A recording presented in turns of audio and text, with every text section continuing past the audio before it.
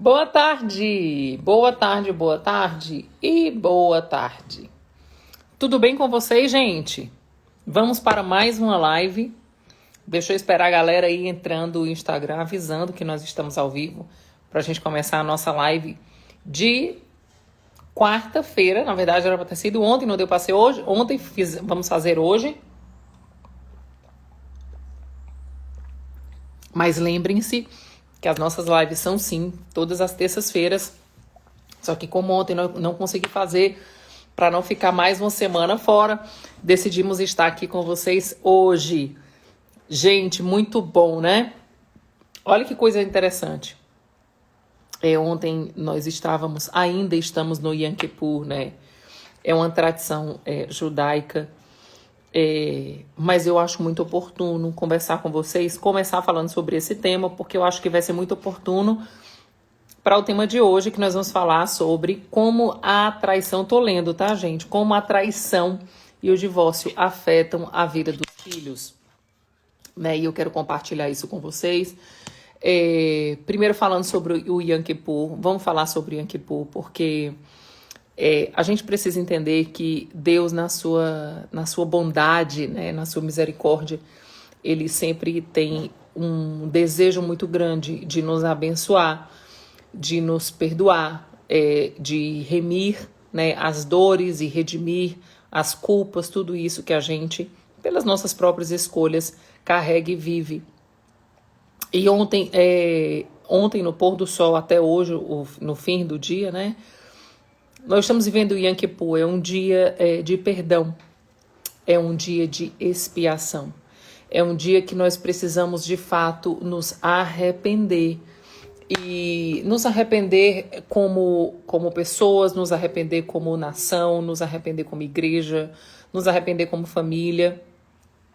E é muito importante a gente trazer isso de uma forma muito clara para o coração de vocês. Por quê? Porque a gente tem um hábito, né, humano, né, terrível, de estar sempre transferindo o que nós estamos vivendo para pessoas, né? Então a gente está sempre transferindo. Nós estamos vivendo caos, é culpa do governo. Nós estamos vivendo isso, é culpa do marido. Eu estou vivendo isso, é culpa do meu pai. É culpa da minha mãe. A gente está sempre transferindo o que nós estamos vivendo, a responsabilidade para terceiros, né? E nós precisamos sair desse lugar como indivíduo, como família, como igreja, como sociedade. Nós precisamos entender que a palavra de Deus, ela deixa pra gente muito clara que se o meu povo, que se chama pelo meu nome, se humilhar e orar.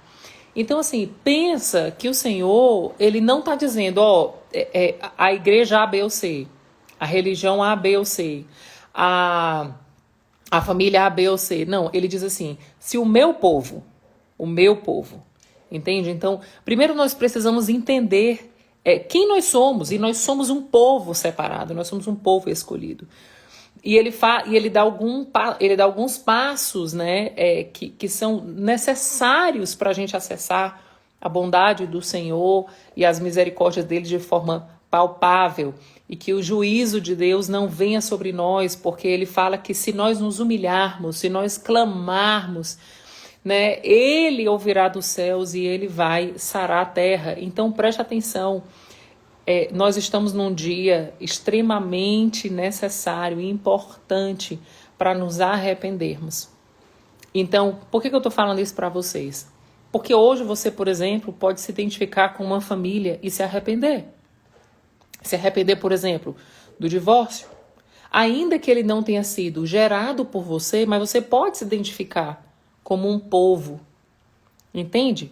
Um povo que entende que o divórcio não agrada o coração de Deus, que o divórcio está destruindo a próxima geração, que o divórcio não revela a bondade do Senhor, que o divórcio foi a escolha mais fácil, mas foi a pior escolha. Então se arrependa como família, entende? A gente acha que o nosso arrependimento ele precisa ser baseado eu me arrependendo do meu pecado. Não, você pode se arrepender como nação.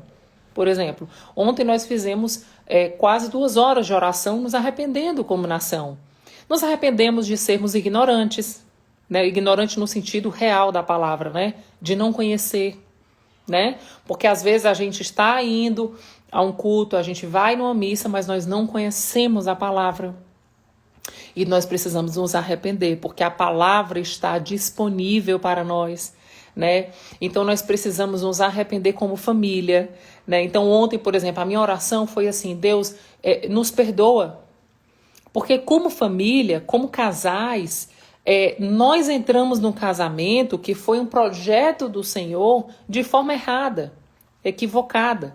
Nós entramos num casamento para sermos felizes. Só que o propósito do casamento é preparar a próxima geração, né? A palavra de Deus fala, né, em Malaquias 2,15, que foi ele quem criou o casamento. E por que ele criou o casamento? Para que o casamento preparasse uma nação bendita para o Senhor. Então, nós precisamos nos arrepender. Você entrou no casamento querendo ser feliz? Você entrou no casamento imaginando que você ia realizar os seus sonhos? Você entrou no casamento para suprir suas carências? Você entrou no casamento desejando ser amada, né, e suprida pela pessoa que você casou? Então se arrependa, porque você entrou no casamento de forma equivocada. Né? Por quê? Porque isso é o que a sociedade ensina, mas não é o que o céu ensina. E o casamento não é algo do céu, não é algo da terra, é algo do céu. Então, por exemplo, o arrependimento, mesmo no nosso tempo de ignorância, o arrependimento é como se fosse é como se nós, toda vida que a gente se arrepende, é como se nós rasgássemos o documento que traz uma legalidade de maldição sobre a nossa vida. Né? É um documento que dá legalidade para o inimigo fazer da nossa vida, às vezes, um caos. Então, o arrepender-se, né, ele não necessariamente pode ser feito somente dos seus pecados, mas você pode se arrepender pelos pecados, por exemplo, do seu cônjuge, pelos pecados da nação. Senhor, como nação, nós queremos nos arrepender por ter feito tantas escolhas erradas. Nós queremos nos arrepender por causa da nossa ignorância. Nós fizemos escolhas erradas. Deus, eu quero me arrepender porque às vezes a minha escolha está olhando para o meu umbigo. Né? Quantas pessoas fizeram escolhas governamentais baseado na sua necessidade? Ah, não, eu quero que fulano entre porque ele vai me ajudar num projeto tal. Ou seja, equivocado. Porque um governo não se estabelece para cumprir o desejo do seu coração. O governo se estabelece para trazer verdade sobre uma nação, para trazer cuidado sobre a nação. Então nós precisamos, nesses dias, nos arrependermos, sabe? Se arrependa. Sabe de quê? De muitas vezes, ao invés de você descansar, você desistiu. Porque você lutou com estratégias humanas, o que era guerras espirituais. Então se arrependa, sabe? Se arrependa de tudo que você precisa, de fato, deixar para trás e selar a sua vida para que só o Senhor possa fazer as coisas acontecer na sua vida e o inimigo não atrapalhe mais. Então nós estamos sim num dia muito especial, adequado para fazermos um marco, sabe? Um marco, né, da nossa história daqui para frente. E o nosso tema hoje é muito oportuno porque nós precisamos entender quais são os danos gerados nos nossos filhos quando há um divórcio, quando há uma separação. Nós precisamos entender. Deixa eu falar uma coisa para vocês, gente. Eu gosto sempre de deixar muito claro. Tudo aquilo que eu apresento para vocês aqui são as minhas percepções, né? Por que são as minhas percepções? Há 12 anos eu trabalho com isso. Há 12 anos eu venho cuidando de pessoas, de famílias, de casamentos, de filhos. E eu faço algumas análises e eu quero trazer isso para vocês.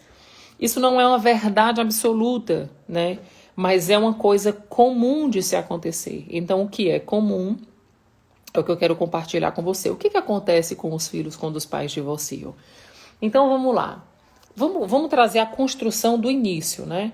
A primeira coisa que a gente precisa entender é que a composição do macho e da fêmea é o que traz o fundamento perfeito para construção da segurança, construção da identidade, construção do aconchego, construção do amor. Por quê? Vamos analisar, assim, friamente. Como que acontece com uma criança, por exemplo? Um exemplo. Quando uma criança vai brincar com o pai, como é que acontece? a brincadeira? Bem, aqui em casa é assim. Quando o Beto vai brincar com as crianças, ele solta as crianças. As crianças correm, caem, se machucam, ele grita, levanta, limpa o joelho e vambora, né? Ele vai brincar, por exemplo, com o Caio, né? O Caio já tá maiorzinho, então ele já brinca, por exemplo, ele vai jogar futebol, ele já dá bolada. Se dá bolada na canela, ele vambora. É isso aí, vai fortalecendo a musculatura, vambora, tu é homem, tu é macho, vambora brincar, vamos curtir, não sei o quê. Então ele traz esse resgate, né? Com o João a mesma coisa. O João vai fazer 2 anos e ele sai só com o João e ele às vezes sai só com o João sem chinela, sem fralda, né? Às vezes ele vai pro parque e volta o menino todo sujo. Deu água? Não. Chegar em casa ele bebe água. O pai ele tem essa figura, né? Eu brinco que o Beto ele estica as crianças, né? Ele tira as crianças de fato de uma zona de conforto, ele tira as crianças daquela zona de segurança máxima, que é o meu papel. Então eu, por exemplo, se eu for descer a escada com o João, eu não desço a escada com o João sem segurar na mão dele. Por quê? Porque eu tenho medo dele cair. E o que é isso? É a mulher. É a mulher sendo a mulher, né?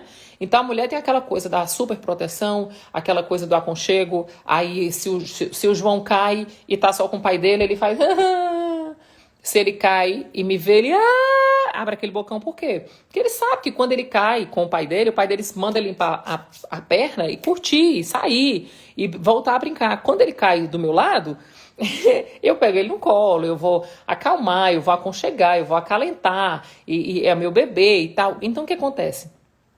Aí a gente vê a necessidade do macho e da fêmea, porque cada um exerce uma função que complementa a outra, né? O homem ele tem essa característica do esticar, de botar para fazer, de executar, né? De não ter muito mimimi. A mulher já tem o mimimi, o cuidado, o acalento, né? Então o que acontece? Dentro desse contexto todo, a junção do homem e da mulher é que constrói um ser humano completo. Por que constrói completo? Porque vocês já viram um filho criado só por uma mãe? Vocês já viram um filho criado só por um pai? Você vê que normalmente essas crianças elas têm algumas disfunções. Por quê? Porque, preste atenção na palavra, tá? Disfunção é algo que está fora da função. Então, uma criança criada normalmente por um pai, o que é que normalmente acontece com ela? Lembra, gente, que eu estou falando para vocês de uma coisa que é padrão. Óbvio, é evidente que existem as exceções, mas ela vai se tornar uma criança mais seca, normalmente, mais analítica, ela vai ser uma criança que ela vai ter poucas emoções, ela vai ser uma criança mais dura, né, um coração mais duro. Por quê? Porque os homens têm essas características, né? De ser mais analítico, mais resultado, execução. Então ele vai criar filhos dessa forma. O que vai faltar nessa criança? Vai faltar afeto, vai faltar a doçura, vai faltar da mãe, né? E o contrário também acontece. Filhos criados só por mãe, a grande maioria de meninos, por exemplo, eles ficam menos resolutivos, sabe? Por quê? Porque eles ficam mais emotivos, né? Por quê? Porque foi criado pela mãe. Então, normalmente, são filhos mais emocionalmente mais sensíveis, né? São mais calminhos, mais doces, não tem aquela coisa do macho, né? Aquela coisa diferente. Então, o que acontece? Por isso que existe a necessidade da composição perfeita de um homem e de uma mulher. E aí, isso é que juntos, né? O homem e a mulher juntos, trazendo como fundamento a palavra de Deus, é que vai, de fato, preparar uma nação bendita para o Senhor. Nós temos 4 filhos, né? E foi muito interessante. Eu fiz uma viagem com as crianças para Gramado e o Beto não pôde ir, fui só eu com as crianças e eu levei as meninas que me ajudam aqui em casa para ir comigo na viagem. Gente, a Sofia deu tanto trabalho, que quando chegou no meio da viagem, a babá dela olhou para mim e disse assim: nossa, como o seu Beto tá fazendo falta aqui. E olhe que eu não sou uma mãe aquelas mães passadas, sabe? Aquela coisa muito... Não sou, né? Pelo contrário, eu sou uma mãe mais firme, eu sou uma mãe que não aceita que quebre regras, eu sou uma mãe muito mais... né? Eu digo que o Beto é mais amoroso do que eu.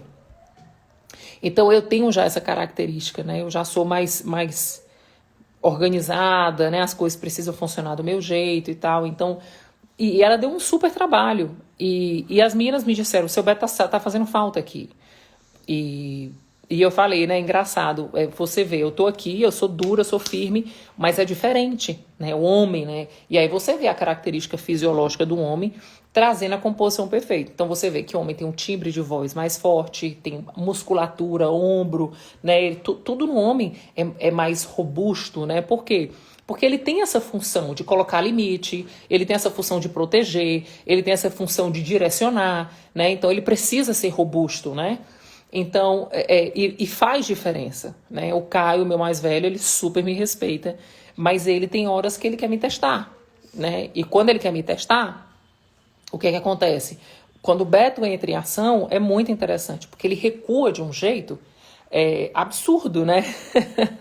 ele dá uma recuada absurda. Por quê? Porque quando o Beto entra em ação, ele teme e treme, né? Porque é o macho, é o homem. Então, assim... baseado nisso é que nós vamos entrar de fato no tema, que é esse tema dos prejuízos. Imagina, e aí isso não é uma coisa criada por mim, é uma coisa que se você botar no Google, isso vai aparecer para vocês. E foi feito um estudo nos presidiários, né? Com os presidiários, nos presídios, sobre os homens que estavam ali presos. E 90% dos homens que estavam ali presos, eles eram filhos de pais divorciados, né? Eles não tinham a figura do macho, eles não tinham a figura daquele que botava limite. Falou em macho, apareceu um. Bora, Brasil! É isso aí. Bora pra cima. Cuidar dos filhos, né, meu filho? Cuidar dos filhos, cuidar da família, cuidar do STF. Já falou do STF aí? Oi, doutor Paulo, dando oi. Doutor Paulo, tem que aparecer mais, né? Olha aí, 2, apareceu aí, ó. Muito bem. Apareceu mais machos aqui, ó, né? o Jonas. Pois é, meus amigos, a gente precisa levantar a nossa voz, né? E apresentar para outros homens o que a gente tem aprendido. Amém. E o que a gente tem vivido, né? Amém. Inclusive tem um almoço agora muito especial para conversar sobre isso. Ver quais são os líderes da nossa cidade que querem ter um compromisso com essa agenda, né? Um compromisso com o próprio Senhor, com a palavra de Deus, para poder a gente avançar nas pautas do reino. E é importante, né, a gente lembrar, a gente tem 2 guerras, né, enormes. A primeira é uma guerra com quem ainda não está no nosso time, né, com quem ainda não está buscando viver o reino de Deus aqui na terra. E a segunda, gente, é a gente evangelizar quem está na igreja. A segunda é a gente evangelizar quem está na igreja, porque tem muita gente que está dentro da igreja, mas é um pezinho na igreja e um pezinho no mundo. Verdade. Né? Então a gente não pode esquecer disso, né? A gente não pode esquecer dessa turma que já andou a primeira milha, mas que precisa andar a segunda, tá bom? É isso aí. Então nós estamos juntos, nós temos um compromisso com essa palavra, né? Com esse chamado, com essa cuidar das famílias, né? Cuidar das famílias. O que é cuidar das famílias? Primeiro, começa pelo casal, né?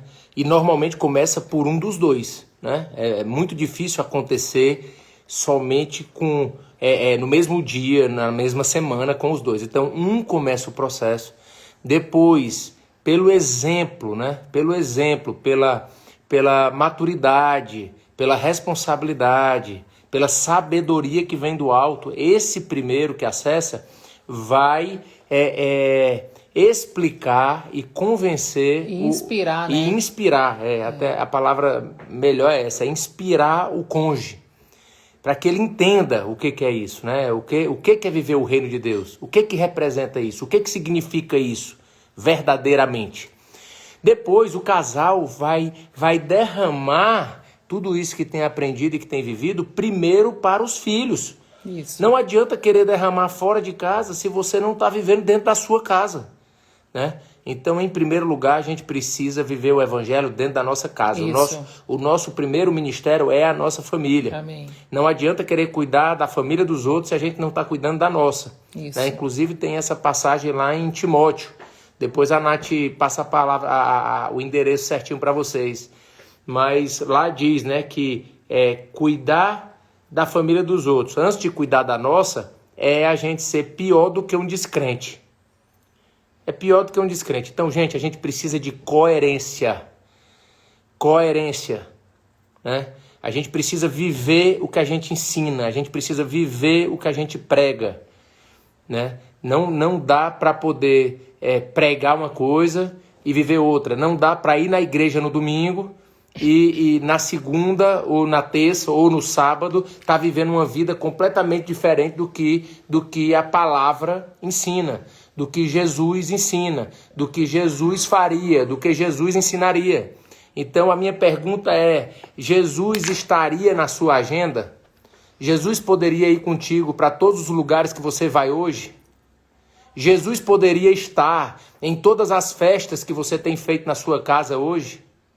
Ele poderia estar lá, ele poderia ser um convidado, sentar à mesa com vocês para poder conversar. As conversas que vocês estão tendo lá, ele poderia participar. As músicas que vocês estão ouvindo, ele poderia estar lá ouvindo.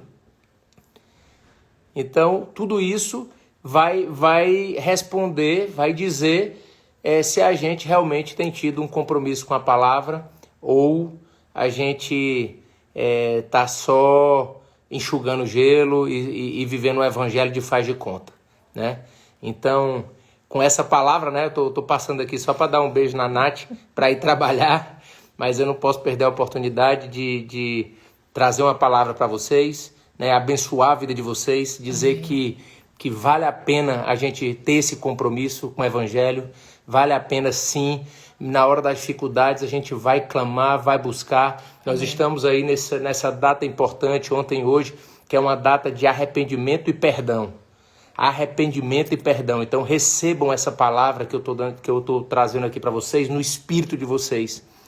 E peçam perdão, né? Se algo que eu falei aqui você identificou na sua vida, né? Se arrependa, peça perdão, se alinhe com o céu, se alinhe com a presença de Deus.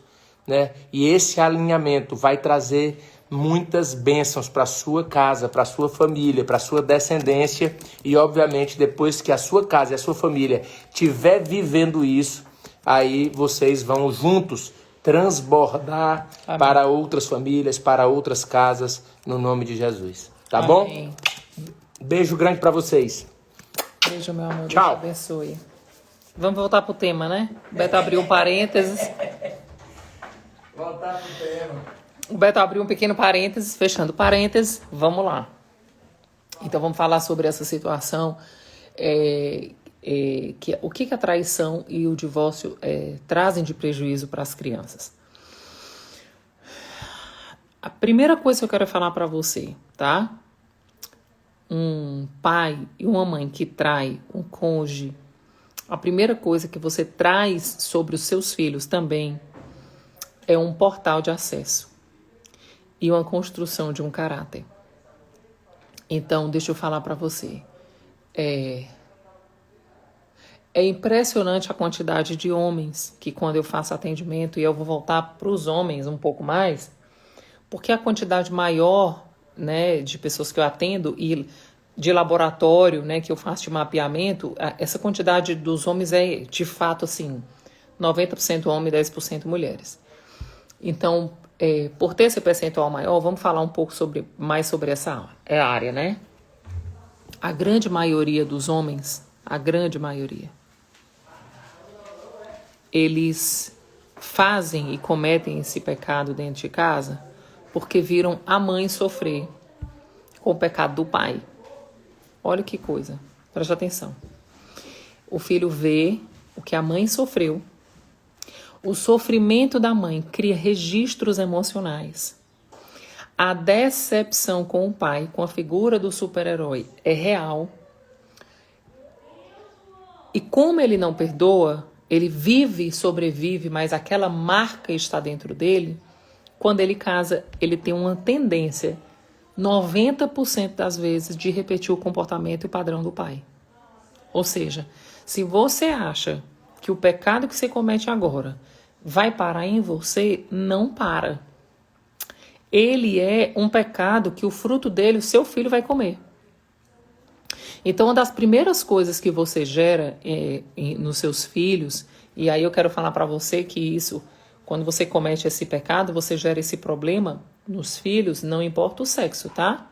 Masculino ou feminino. A prática do adultério, a prática da infidelidade, a prática da deslealdade vai ser real. Por quê? Porque é uma maldição que você traz, uma dor emocional e uma codificação química mesmo no corpo da criança. E ali vai, encuca, né?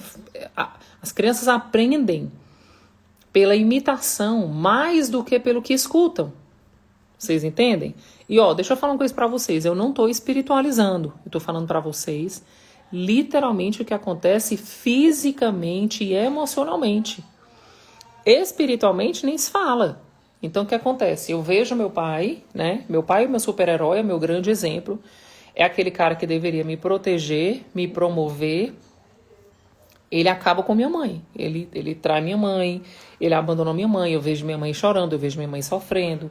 Por mais que as mulheres tentem disfarçar, muitas coisas ela não consegue, né? Então aquilo cria uma sinapse neural, cria um código na mente da criança. E a criança vai crescendo e aquilo criou um registro. Então, quando a criança cresce, aquilo que a criança não substituiu pela verdade eterna, ela vai achar que aquilo é o padrão. E aí, quando ela vive que aquilo ali é um padrão, quando ela menos espera, ela também está cometendo o mesmo pecado. Ok? Que seria...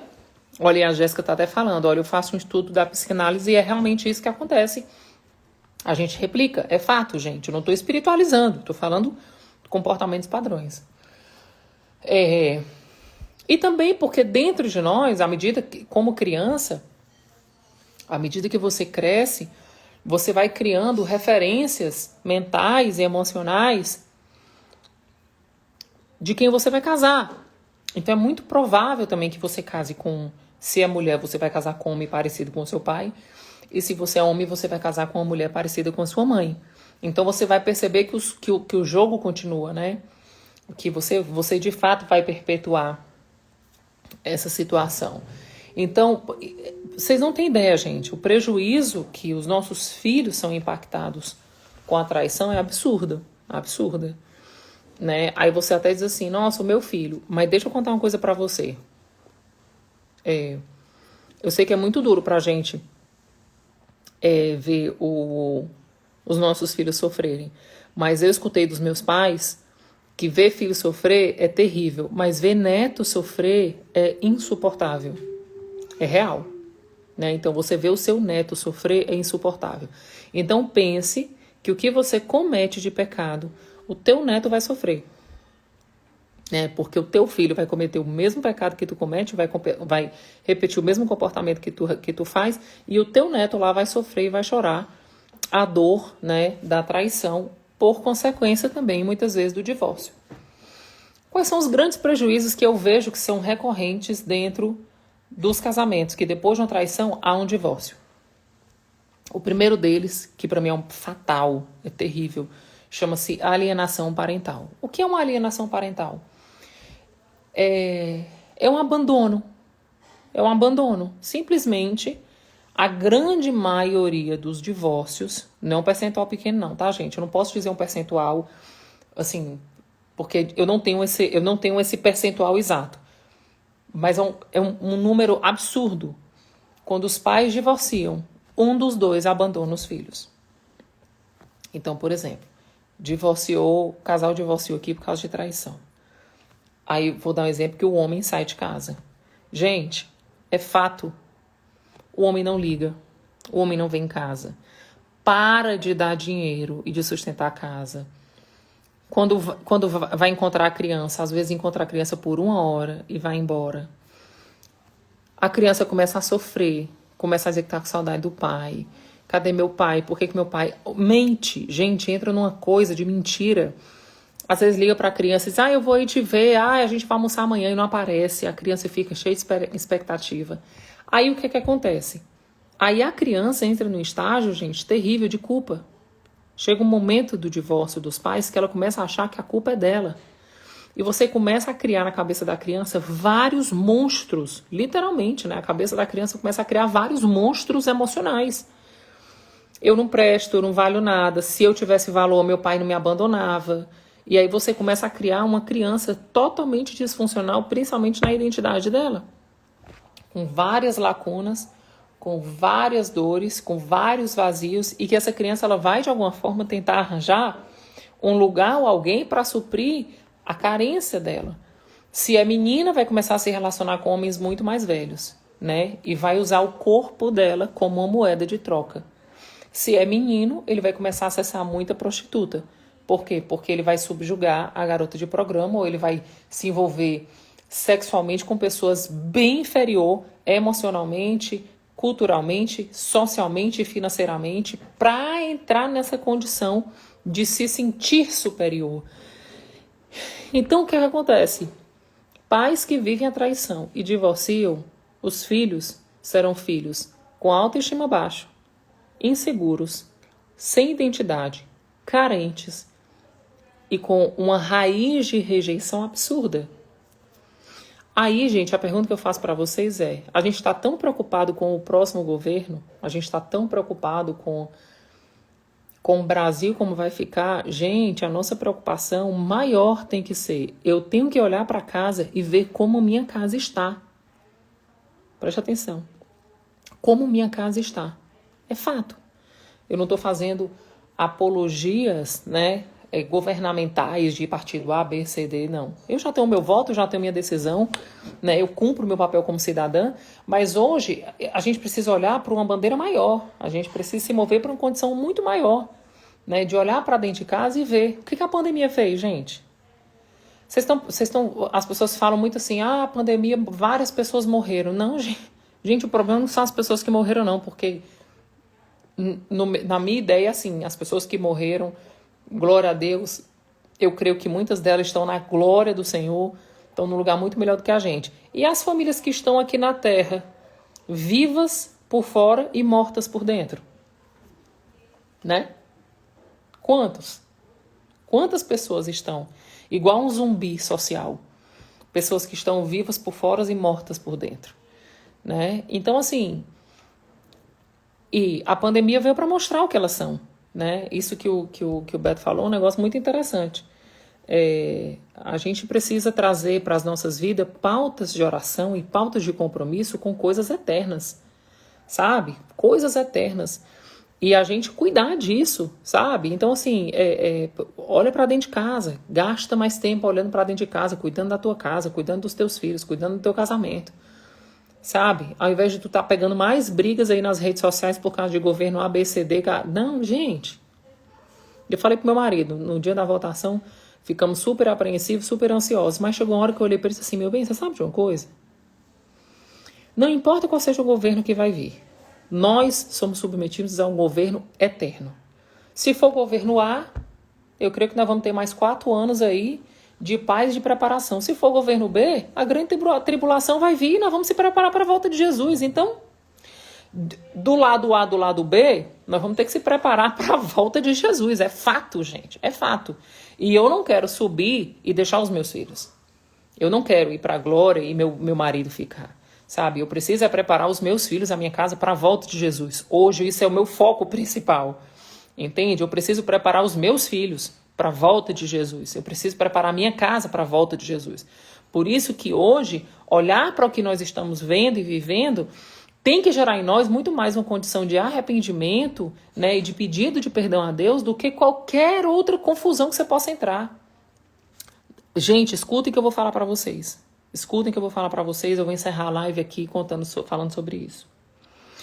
Eu fiz uma ministração no Rio de Janeiro e eu trouxe uma fala, inclusive eu quero me redimir dessa fala.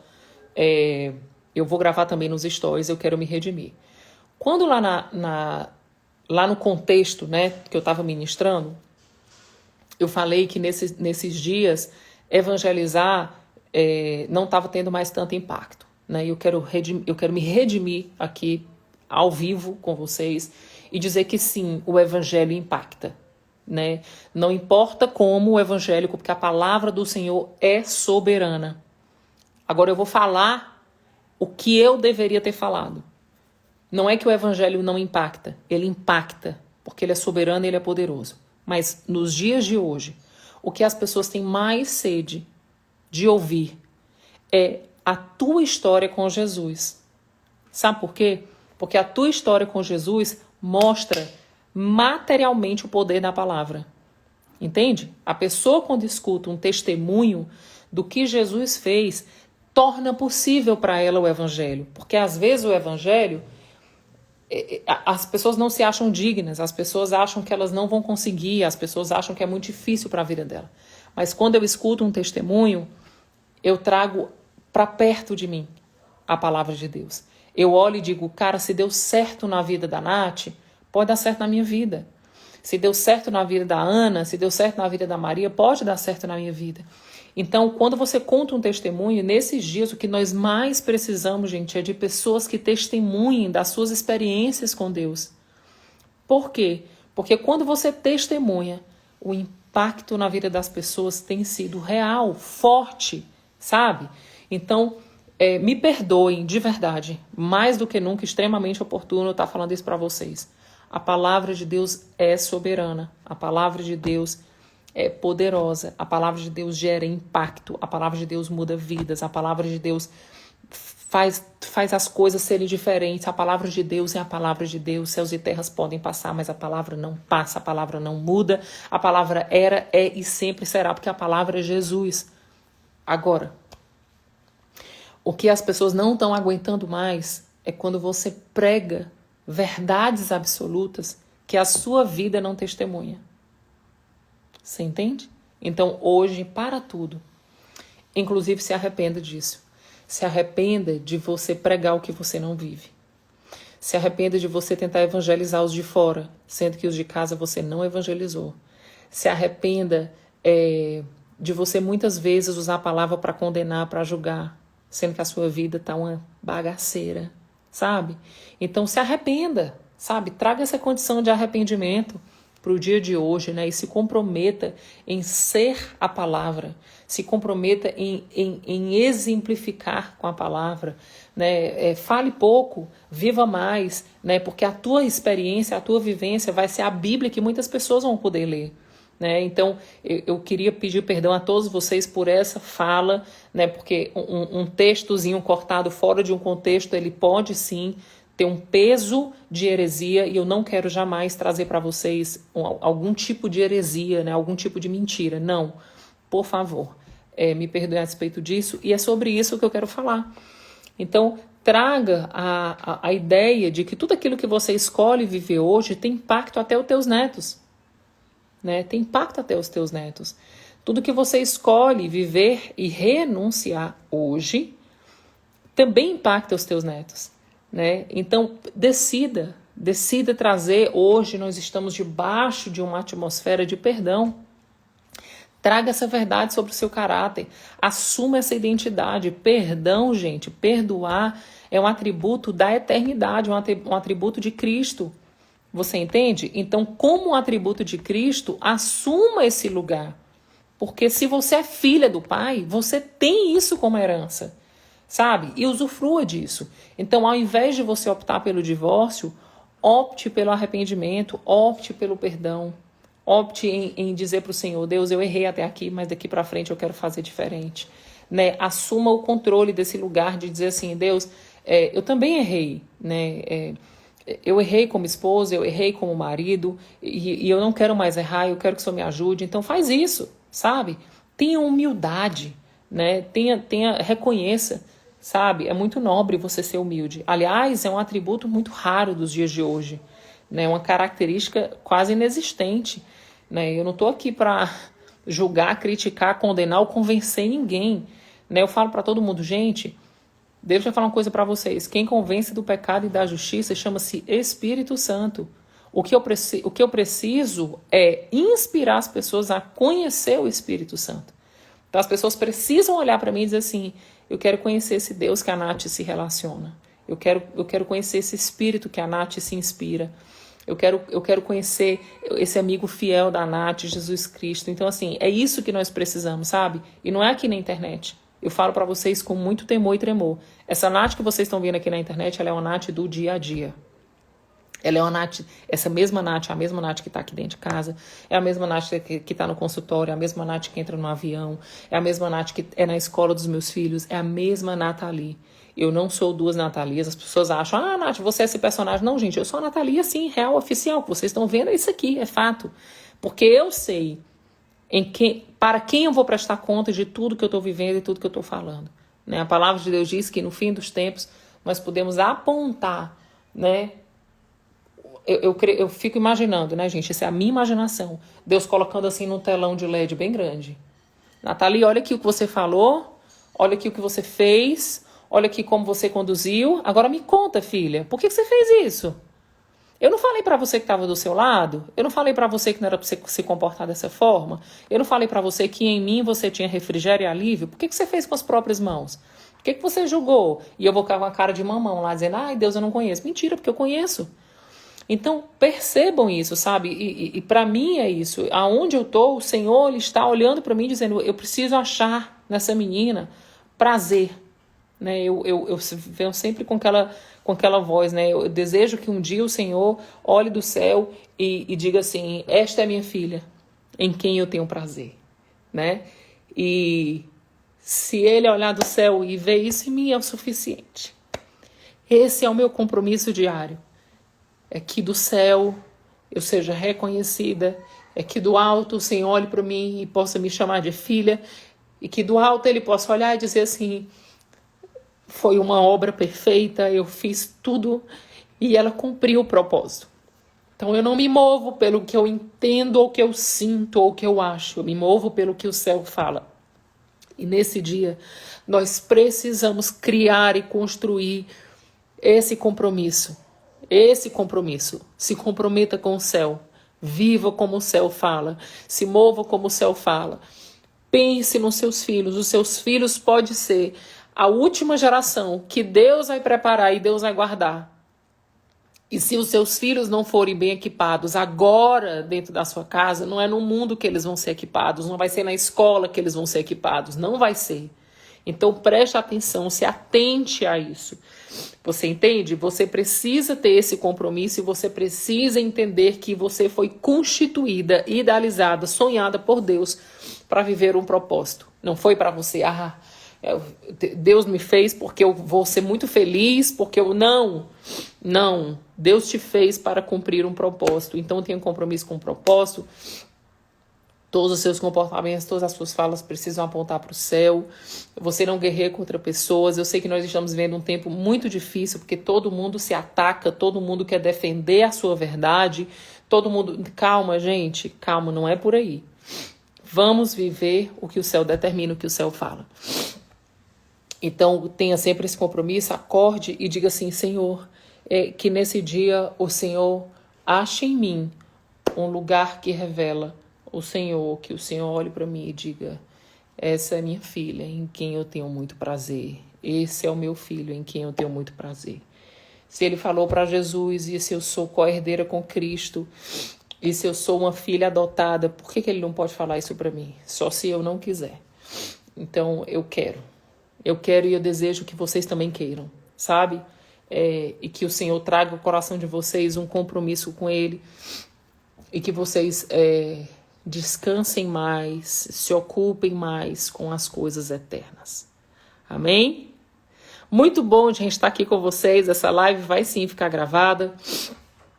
Obrigada, desculpa aí pelas emoções. Obrigada por esse dia. Obrigada por tudo que vocês têm... por tudo que vocês têm me ajudado também a cumprir. Ter vocês aqui todos os dias me ajuda a cumprir o propósito.